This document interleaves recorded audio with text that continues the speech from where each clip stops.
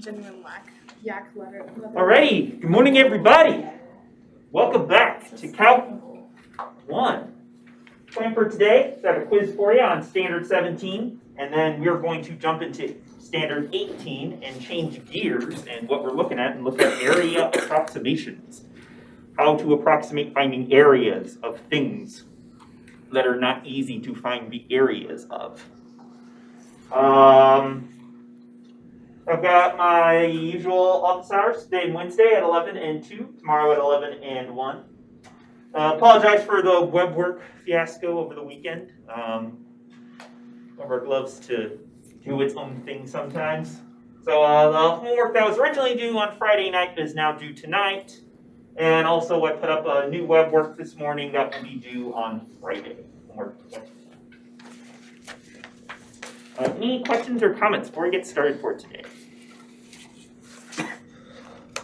I have a couple comments. I'm hoping to pass back all the retests that have been piling up over the past week on Wednesday. Apologize for falling a little bit behind on those. I expect Standard 18 we will finish probably sometime halfway through class on Wednesday, which means we will have our Standard 18 quiz on Friday. Why do atheists have so much trouble dealing with exponents? It's because they don't believe in higher powers. All right, and with that, go ahead and put everything away. It is quiz time.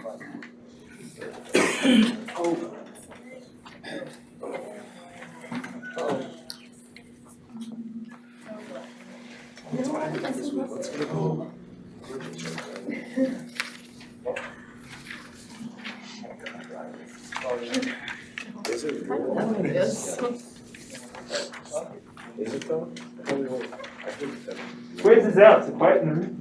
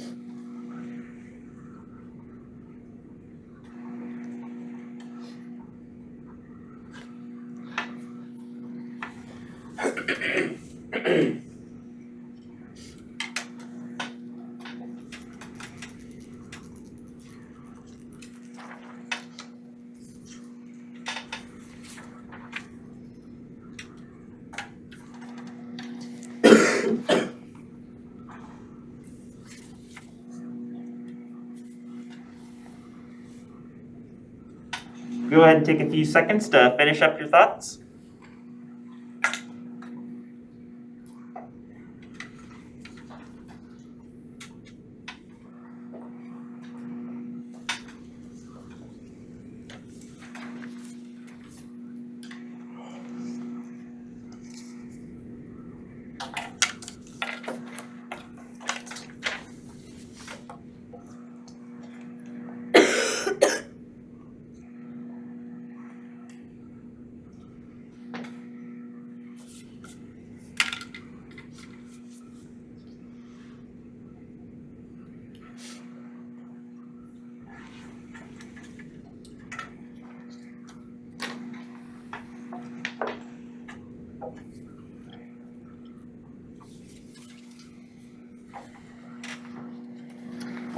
And pass your quizzes in, please.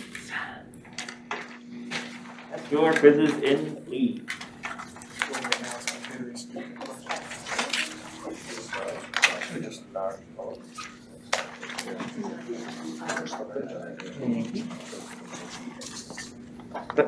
Oh no. I think I handed it to you upside down. Thank you. I got W was 4 in each. And like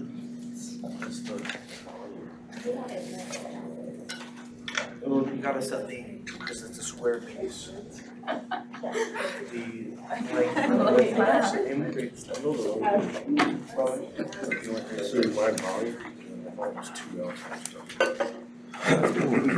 would be 2 L times Wait, it's 2 L times H? It would be 2 L or 2 W times H, or squared, sorry. So much Alrighty. So we're going to change gears now. The last few standards have all been around using differentiation to kind of find maxima and minima of functions. How big can a function get? How small can a function get? Our last few standards are going to take a turn from that and look at a different question, which is how do we find the area of things? Specifically, if we were to look at some weird shape, how can we, in this standard at least, approximate what its area is probably about going to be equal to? And then from there, we're going to go in our next few standards looking at how do we actually compute areas of weird things and what sort of applications does that actually have. So let's take a look.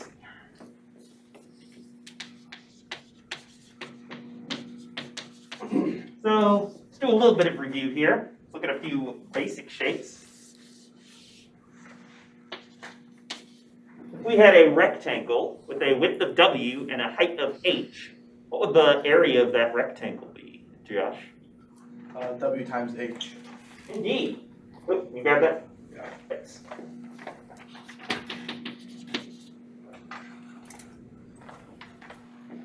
Causing trouble, are we? But yeah, area of a rectangle, width times height. Pretty much the simplest area formula that you can get. All right, how about if we have a triangle? Yeah? 1/2 W times H. All right, we're going to have 1/2 times width times height. Same as the area formula for the area of a rectangle, but you got to divide by 2.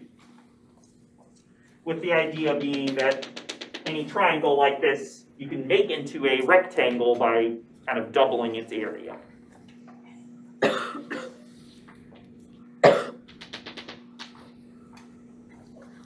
How about this one?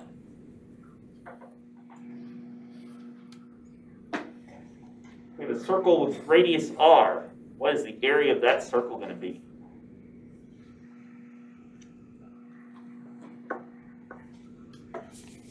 Clearly, I should have asked a question about circles on our quiz today. Rachel? Pi r squared. Yeah, the area is going to be pi r squared. All right.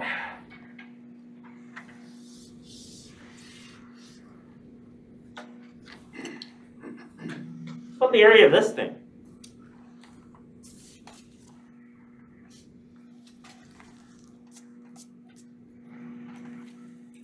Avery? You can separate it into a rectangle and a triangle. Ooh, rectangle and triangle. I think if we had something like this, that would work pretty well. Problem is, I don't think this top shape's a triangle because this is the curved side right here. We could try and approximate it that way, though, would be one way to approximate it. So, something like this does not have a nice formula to it. Mainly because of this curved side up here. We have a bunch of straight sides, we have a curved side. If we had something that could be separated into a triangle and a rectangle, then, as Avery suggested, we could just add up the area of each piece using width times height for the rectangle, 1/2 width times height for the triangle. But with something that has a curved upper side to it like this, and it's not just a circle, we don't really have a nice formula for how to find the area of something like that. So, mathematicians don't like that. We like being able to find areas of things. And if we can't say that the area is exactly some number, we'd like to be able to say, it's probably going to be pretty close to this expression. And so, in fact, there was a whole branch of calculus that was invented basically to solve the question of how do we find areas of weirdly defined shapes like this. And so here's what the general procedure was for how we can, for how a bunch of mathematicians, including, say, Isaac Newton and Gottfried Leibniz, our old friends from earlier in the semester, could approximate an area like this. And it basically had 3 steps to it. So the first step is to treat your area as the area underneath some function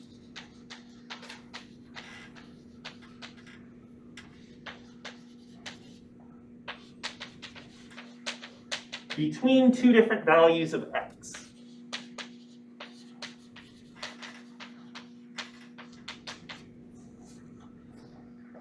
So with a shape like this, what that means is that we want to basically come up with some function and say, oh, this shape right here sort of looks a lot like what the graph looks like underneath your graph of that function between 2 points.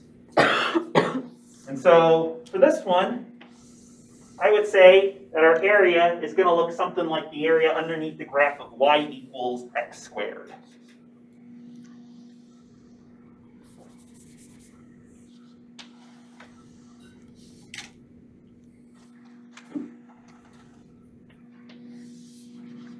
Where if we go from, say, x equals 1 right here to x equals, let's say, 5, the area that we want to approximate, this area right here, sort of looks a lot like the part of the graph that's under our graph of f of x equals x squared from x equals 1 to x equals 5, if you ask.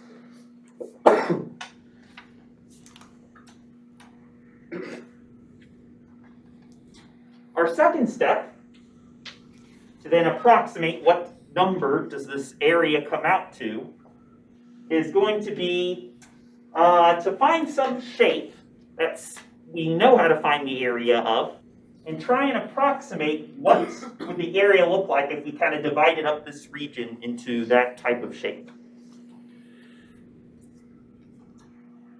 So a question for you. If I were to give you a choice, Cecilia, of rectangle, triangle, and circle, and I were to ask you to find the area of one of those 3 types of things, which do you think would generally be the easiest to find the area of? The rectangle, Rectangle? Why is that? because it's just like width times height. You're just multiplying 2 things together. You don't have to worry about like dividing by 2 or, heaven forbid, involving the number pi showing up. Yeah. Yeah, I would say so. I think rectangles are kind of the nicest shapes to work with. So what we're going to do is we're going to take this region the area under this region right here, and we're going to try and draw a bunch of rectangles to see that when we combine all of our rectangles together, gives us a shape that's very close to the shape of this region. If we do that, it's probably going to look something a little bit like this.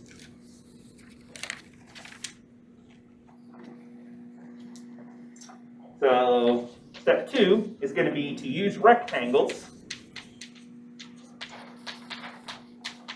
to approximate what the area looks like.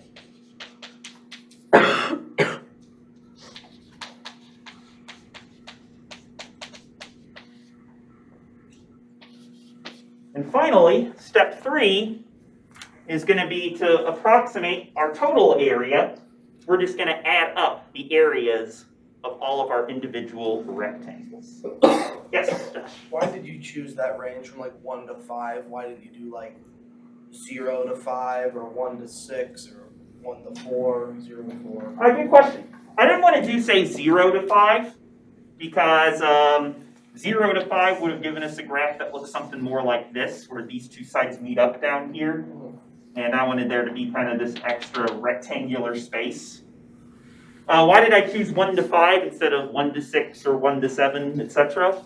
It's because I know that when we actually start computing this specific example with 1 and 5, the numbers turn out to be not so bad. In general, you're not going to have to choose the region itself. Most of the questions we'll be asking from this point forward are, approximate the area under f of x equals blah, from x equals 2 to x equals 6. I will give you that. You don't have to kind of choose the function and the numbers yourself. I'll do that for you, and then you'll have to go through kind of steps 2 and 3. Good question, though. So our step 3 here was add the areas of the rectangles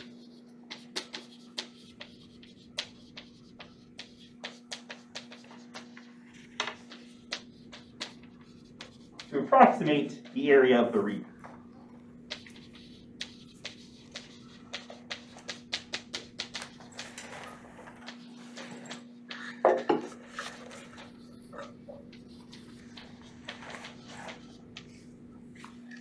And so, to approximate the area of our original shape, we have these, in this drawing we have 6 rectangles that we would need to calculate the area of and add them together. And Cecilia, I'm glad you proposed that we use rectangles to do this, because finding the area of a rectangle is relatively easy. Width times height. So we just have to do width times height, width times height, width times height, width times height, width times height, width times heights, over and over for each rectangle. And then add together all of those individual areas to get the area, to get an approximate area for the whole region that we're looking at.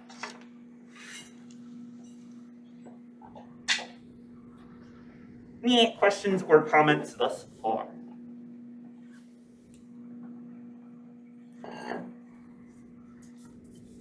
But Dr. Gerstle, how do we know how many rectangles to use? Dr. Gerstle, what's the width of each rectangle? Dr. Gerstle, how do we calculate the height of each of these rectangles? The width of each rectangle is just going to be the same. Just if we're dividing up the region from 1 to 5 into 6 intervals, each interval is going to be, 1.5 units, no, not 1.5, 3/4 of a unit long. And how we calculate the height of each rectangle, calculating the height is going to be why we want a function f of x to do this way. So let's go through and actually look at a specific example here.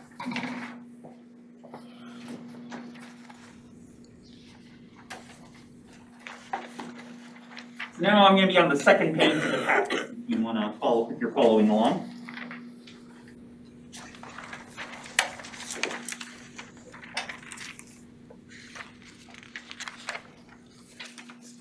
So our goal here is going to be to approximate the area under the function f of x equals x squared from x equals 1 to x equals 5. And to start off with, let's approximate our area using 2 different rectangles.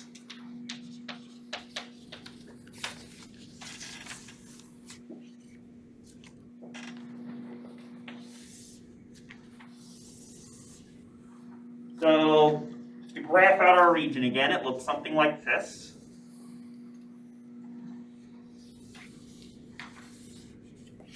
Let's say 1 is here, 5 is here, and we want to find the area between x equals 1 and x equals 5 that's trapped underneath this curve. F of x equals x squared. And to start with, I'll go ahead and draw out the rectangles that we're going to use. So this is a good time to pull up the color chart. Let's do that.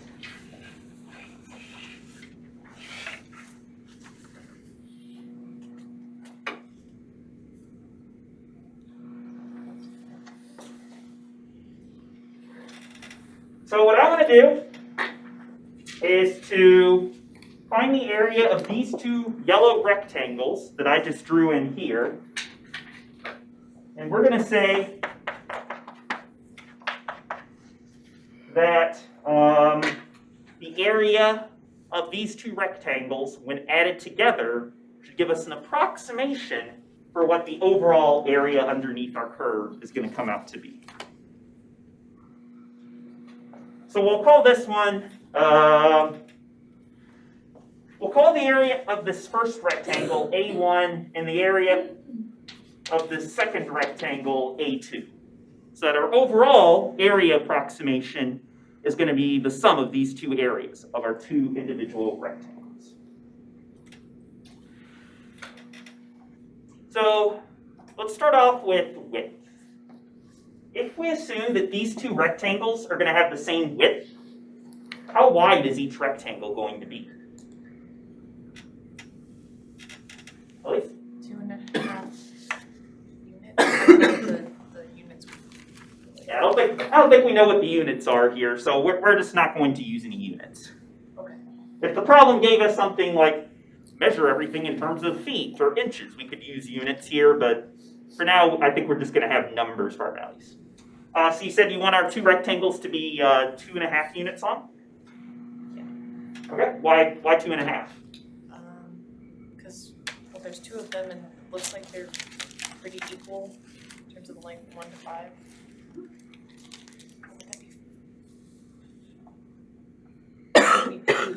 Is the space from 1 to 5 like 4 spaces, if that makes sense?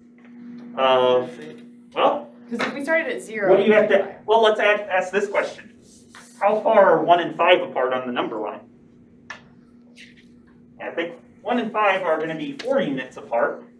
And if we want to cut that into 2 equally sized pieces, how wide is each piece going to be? Yeah, I think it's going to come out to 2. And here, Josh, is one reason why I chose from 1 to 5, because if I did something like from 1 to 6, then we'd start having fractions getting involved. So here, we know that our first width is going to be 2 units, and our second width is also going to be 2 units.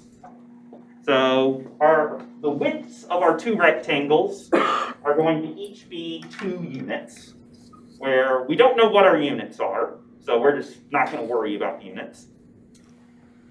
The question is, and this one's a little bit trickier then, how do we find the height of each of our rectangles? Because I think our heights are going to be different numbers. Sam?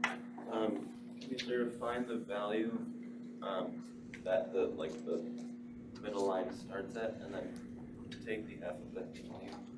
Ooh, okay, for the height of the first rectangle? Yeah.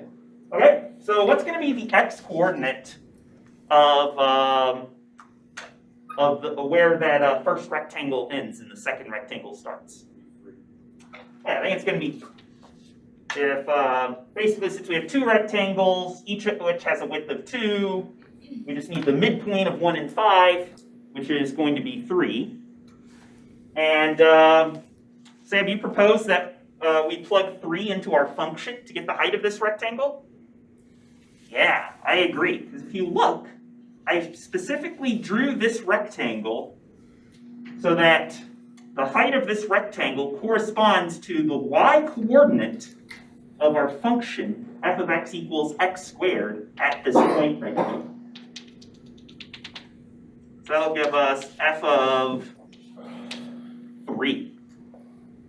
And then f of 3, we can just get from taking, well, if f of x equals x squared, f of 3 is just going to be 3 squared, which is 9.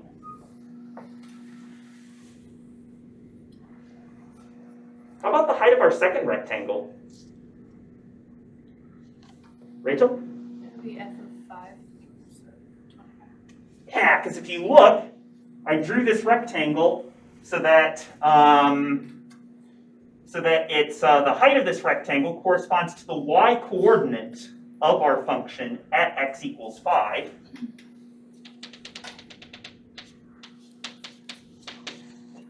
So we're going to get f of 5 for the height of this rectangle.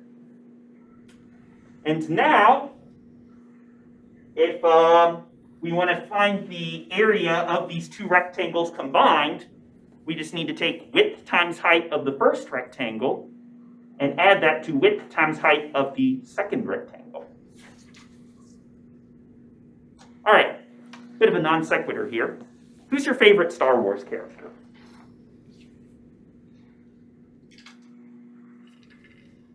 Keeping in mind, there is a correct answer to this question.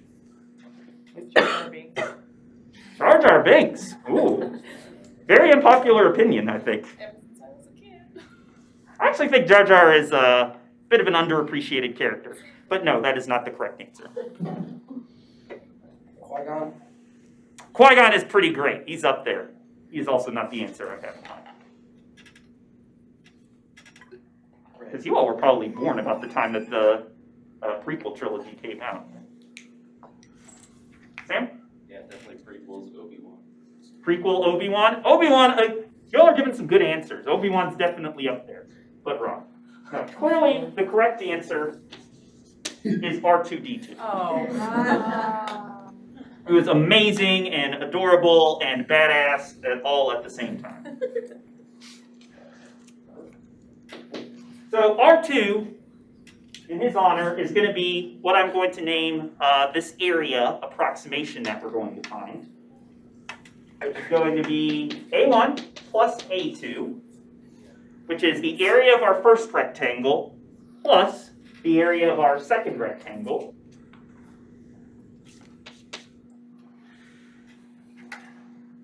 So what's going to be the area of our first rectangle if it has a width of 2 and a height of f of 3? Josh? Yeah, well, it's going to turn out to be, but it's going to specifically be the width, which is 2, times the height, which is f of 3, and then once we go through and actually compute that, it'll come out to be 18. Because this was the width of our first rectangle, this was the height of our first rectangle, and width times height is going to be 2 times f of 3, which we'll calculate that out in the next slide. How about finding the area of our second rectangle?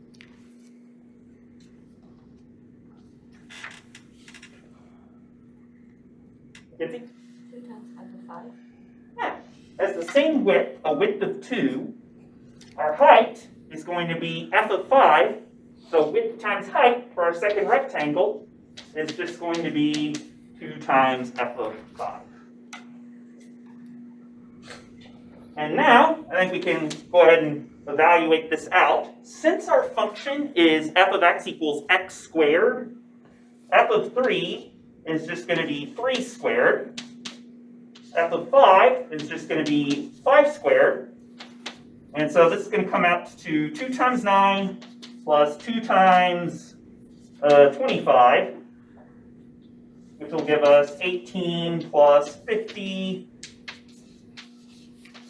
and give us 68 for our answer. Rachel? Do you want us to always use R2 whenever we write it out with the problem? We'll talk about that in just a second. I love R2-D2. Sadly, the answer is not always. So we took the width just by kind of saying, oh, we have an interval of length 4. We wanted to split it up into 2 rectangles. Each needs to be 2 wide. We found the height by taking the value of the function at the right endpoint of each of where the rectangle ends at x equals 3 and x equals 5. And that gave us an approximation of 68. Emily, do you think that the actual area is going to be a little bit bigger or a little bit less than 68? Why less? So rectangles go outside the area that we're Yeah, it looks like our rectangles are going to give us all the area that we're looking at, plus some extra. We get a little bit of extra going above our curve. So I would say that the actual area probably going to be less than or equal to 60.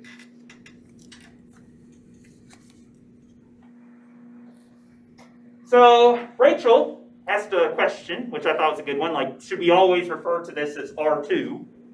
And there's a reason why I called this specific area R2, and it's not just because I love R2D2. Ah, the 2 is going to refer to the fact that we're using 2 rectangles. But what does the R refer to? And I'll give you a hint.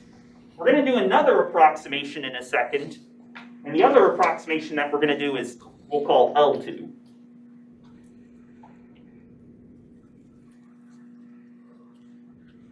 All right. You approximated the area with the right side of the rectangle with this one, and then that'll be the left side of the rectangle. Bingo. Yeah. What do you mean using the right side of the rectangles? You put the point, which is on the function, it's on the right side of the rectangles. Yeah, so in other words, the point on our in each rectangle that we used to find the height of each rectangle was the point at the right end of each rectangle. And so R2, we're going to refer to as a right endpoint approximation using 2 rectangles.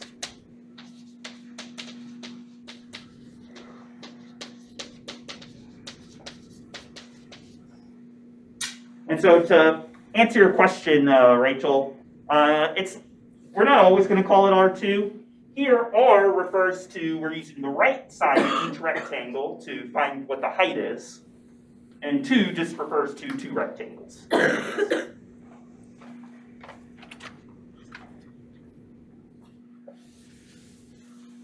Let's do the same thing now using a left endpoint approximation, also with 2 rectangles.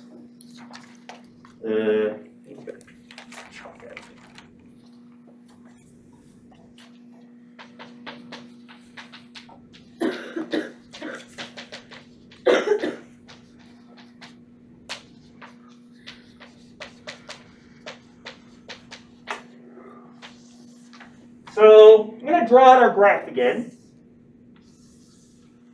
This time, we're going to draw the rectangles to be slightly different.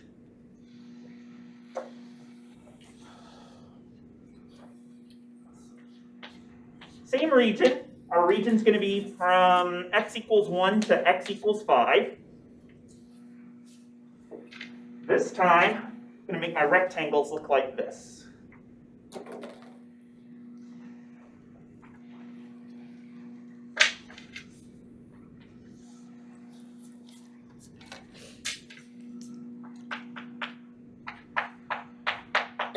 This will be our first rectangle, we'll say is area A1.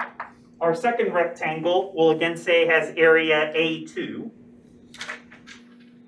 I think the widths of our rectangles are going to be the same. We'll get a width of 2 in each case, because by the same reasoning that Elise had before, we take the interval from 1 to 5 and split it up into 2 equally sized regions. Each one is going to have a width of 2, from 1 to 3 and from 3 to 5.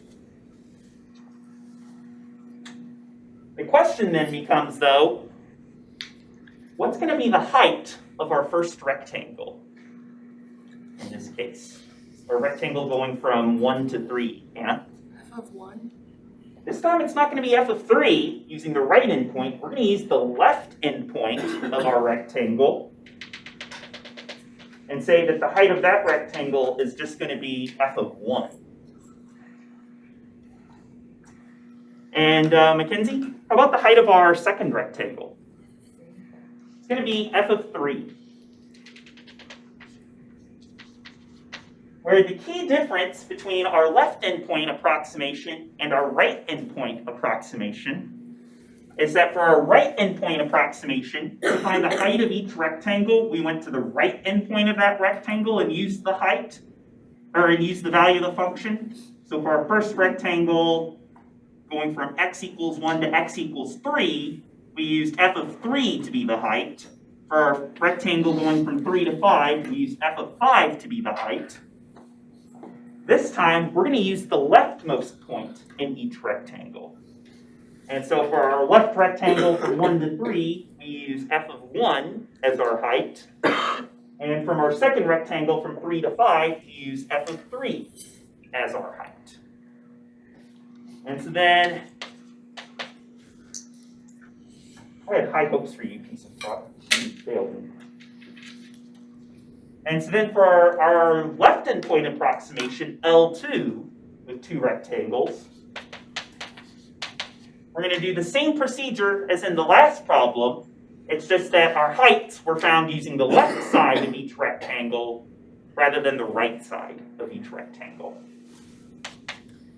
So, Helen, how are we going to compute our A1, the area of our first rectangle? Well, you'd have to find your y point. So you would plug 1 into f of x to get. Yeah, so our height is just going to be f of 1, which will happen to be 1. So we have 2 times 1. Yeah, it's going to be 2 times f of 1, which we'll compute out in a second to just get 2 times 1, or 2, for the area of our first rectangle. Pietro, how about the area of our second rectangle?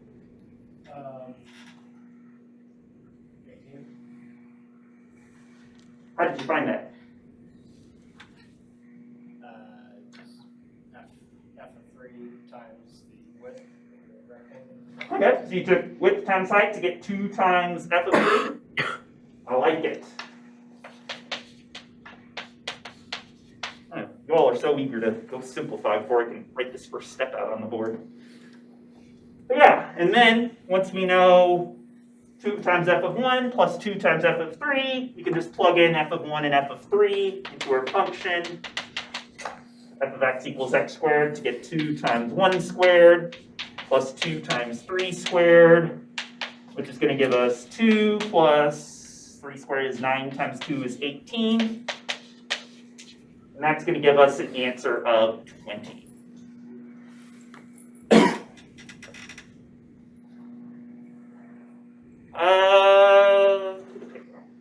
Tyra, what do you think? Is this answer of 20 probably going to be an underestimate or an overestimate of our actual area? Why do you say underestimate? Because the rectangles don't take up all the space. Yeah, it looks like our rectangles aren't giving us any extra space, like in the case of R2. Our rectangles are entirely contained inside the area that we're looking at, but they're also missing out on some area. Part of the little pieces that I just X'd in. So 20 is probably going to be an underestimate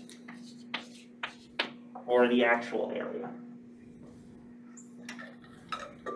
So that if we take, so that our actual area is probably going to be somewhere between 20 and 68. All right, Joseph. Oh, no, that was great. No, I'm asking you a question. Oh. Yeah, that's right. Let's say we wanted to build some sort of structure as an engineer. And an engineer came to you, because engineers can't do that, and say, hey, I need to know what the area of this region is right here because we want to build like a bridge or something with that structure. And you were able to say, oh, I can tell you that the area is somewhere between 20 and 68. You think the engineer would be happy with that answer? No, Why not? it's not very specific. That's not very specific. I mean, it's bigger than 20, less than 68. So there's a lot of numbers. There's a lot of numbers between 20 and 68. A lot of integers even. And so this gives us an approximation for our area, but I don't know if I'd say it's not a very specific one. So it'd be nice if we could kind of cut that down and say that our approximation is probably going to be somewhere within a smaller range of numbers than 20 to 68. Okay? Use more rectangles. Use more rectangles. You think using more rectangles would give us a smaller window? Yeah. Smaller range of what it could be? Well, let's find out.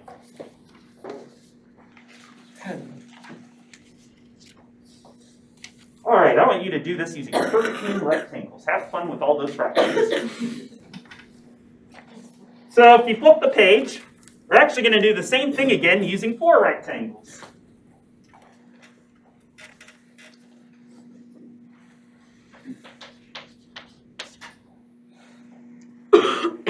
So, same question. We want to approximate the area under, you're going to write 20 to 68 over here so we don't erase it.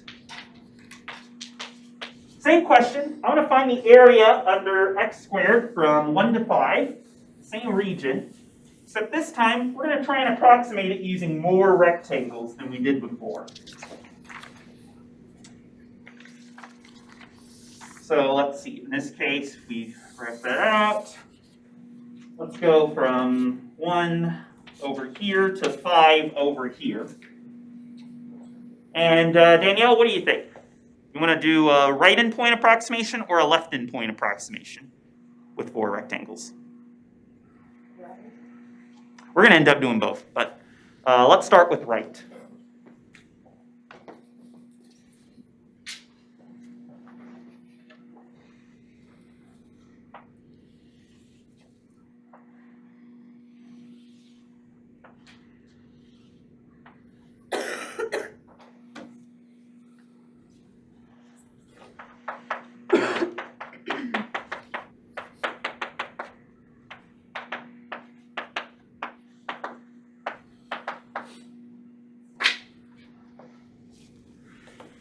All right.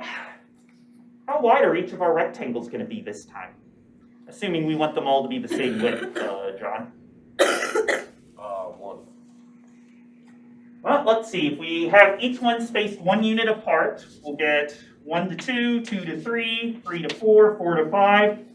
That checks out nicely.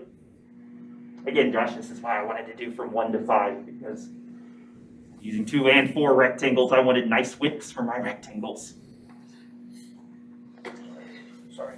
Oh no, don't be sorry. That was a good question you asked earlier. But mainly, the answer oftentimes comes down to just because I chose these numbers because I wanted less messiness in the computation. So we know what the width is going to be for R4. I think there was like an R4 in like the original episode 4 Star Wars, and he died pretty quickly, so whatever.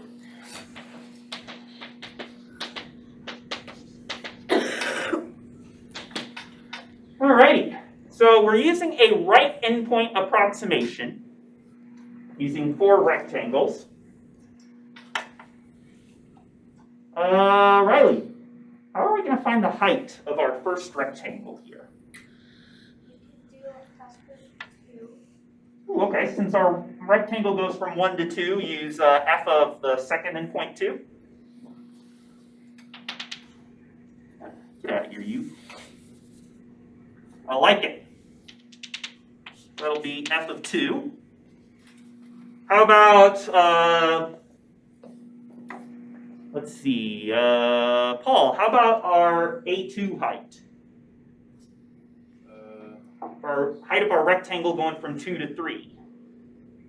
F of 3. F of 3, sounds good. Using the right endpoint.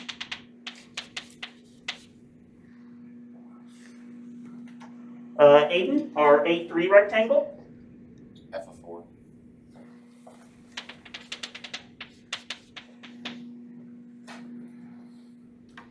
And Benedict, our last rectangle. F of 5. I like it. Alright, so this time, if we compute width times height for each of our rectangles, we're going to get 1 times f of 2 for our first area. Here, we're using 1 as our width instead of 2, because as John pointed out, since we have, oh gosh, I said his name and his eyes are like, what? Because as John pointed out, if we're using more rectangles, the widths of each rectangle are going to change to be a width of 1 this time, not a width of 2. So we'll get 1 times f of 2 plus 1 times f of 3 plus 1 times f of 4 plus 1 times f of 5, which will give us, well, that'll just give us 2 squared plus 3 squared plus 4 squared plus 5 squared, which will be 4, 9, 16, 25. 13 plus 16 is 29, plus 25, I believe, is going to be 54. So this time, using more rectangles, our area approximation turns out to be 54.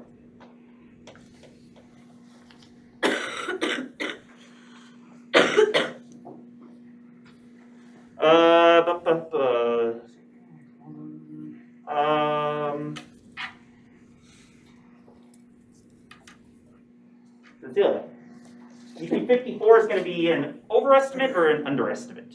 Overestimate, Why's that? because it's coming from the right, so there's like parts of the rectangles that are sticking out over the line. Yeah, it looks like we're still getting, our rectangles are getting all the area we actually want, plus a little bit extra in each case. So I would say that, this is going to say that our actual area is less than 54. Which I'd say is probably more info than just knowing it's less than 68, so to speak. We're getting a little bit of overhang from our rectangles, but if you notice, we're getting less overhang than in the case of R2 when we were using 2 rectangles. Let's do the same thing using L4.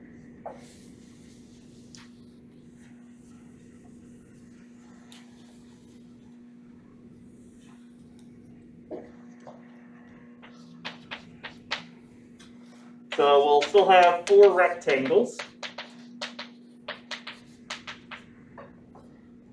I really don't feel like drawing out the same picture for like the 5th time. F of x equals x squared. See if we can do this one without using the picture. So this time, let's assume we have a left endpoint approximation. Meaning, instead of using the right endpoint of each interval to find the height of our rectangle, we'll use the left endpoint instead.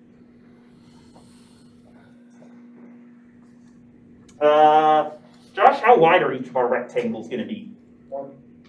I think the width is still going to be 1. The width is unaffected by if we're using a right or a left endpoint approximation. The question, though, sure, why not, Josh? I'll ask you again. What's going to be the height of our first rectangle, going over the interval from x equals 1 to x equals 2? 1. How'd you get 1? Well, it's x squared. Ah, so you took f of 1? Yep. Ooh. So this time, you use the left endpoint of the interval from 1 to 2 to get a height of f of 1 rather than f of 2. And similarly, our second rectangle, if we use the left endpoint, is going to have a height of f of 2. And ditto for A3 and A4. They're going to have heights of f of 3 and f of 4, respectively. And then if we compute this out, that's just going to give us 1 times 1 squared, 1 times 2 squared, 1 times 3 squared, 1 times 4 squared, which is going to be 1 plus 4 plus 9 plus 16, which will be 5 plus 9 is 14 plus 16 is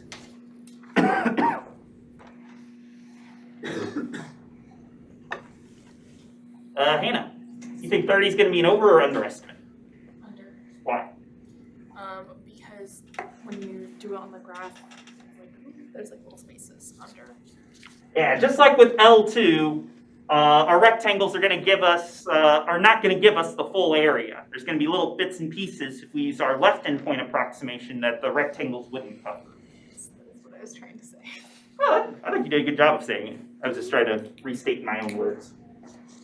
So we're going to get from 30 to, so using 4 rectangles, we can get an interval from 30 to 54 for our approximate area. Yes, Sam?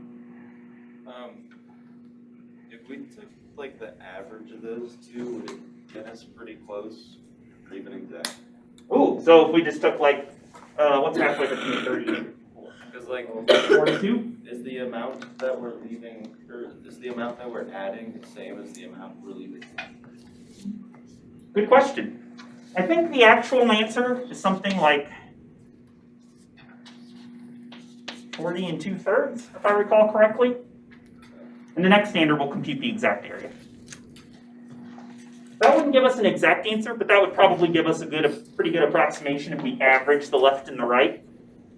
That's not going to be what we do, but that would be one way that you could get maybe a more exact approximation from this. All right, Joseph. Let's say you're the engineer here, and I'm the mathematician who gave you that, the range. Let's say I gave you, oh, it's between 20 and 68. I said, that's ridiculous. Give me something more precise.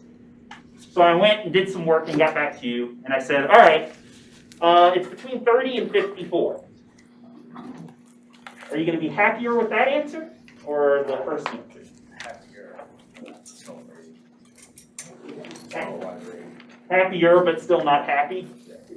And now I have an interval of length 24 rather than 48 to work with. Well, I guess that's progress, but still not pretty good. What could we do if we wanted a better approximation? Anna? Well, it looks like the, Other than what Sam suggested, which is one way to get a better approximation. yeah, I was thinking like the overshoot of 84 looks to be about equal to like what's under the left out from the 4, so you can subtract. Ah, okay, so like basically kind of combine the overhangs. You can also do more. What would we get?